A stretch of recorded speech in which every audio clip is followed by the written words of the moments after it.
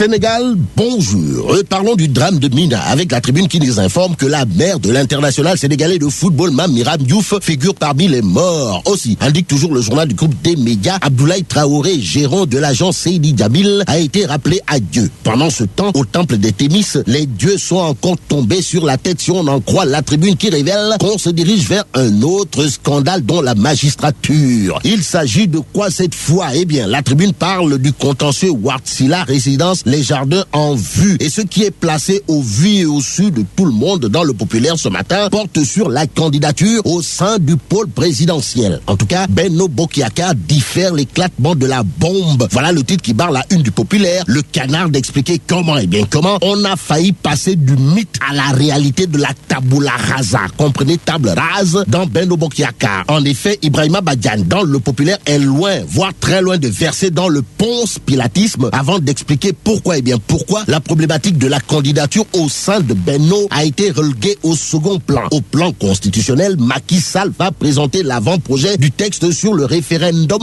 à la conférence des leaders de Benno Bokk Yakaar prévue le 17 octobre prochain, nous souffle populaire. Au même moment, dans la tribune, ce sont les alliés de la première heure du locataire du palais de la République qui veulent brûler Rome. En clair, le journal du groupe des médias nous apprend que Macky 2012 crie à l'ingratitude, le président Sall désavoué par ses camarades. Peut-on en définitive retenir que Macky 2012 a été utilisé comme marche-pied par ou pour Gor Mareb Faisal?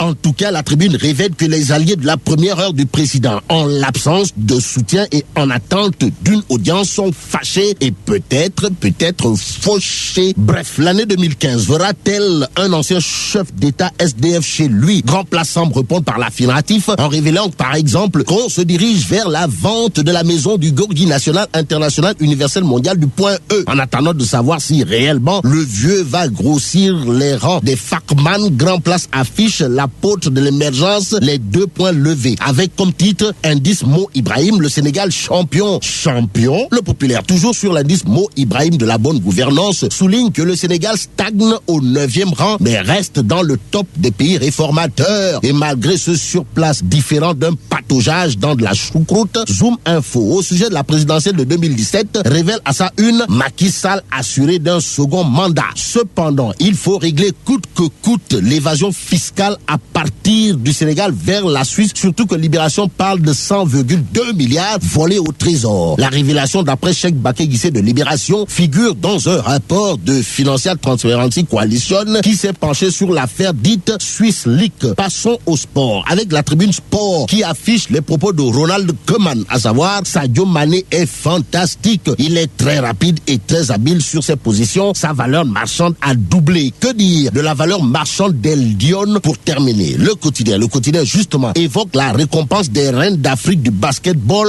en parlant d'un logement et d'une prime spéciale dans le panier. Et là, mais là, s'agit-il de Ndampay ou de Teranga? En tout cas, Macky veut faire plus que Wade d'après le quotidien, comme pour dire que le chef de l'État sait bien qu'en réalité des réalités, primum vivere deinde philosophari. Comprenez? Vivre d'abord, philosopher après. Vive le Sénégal!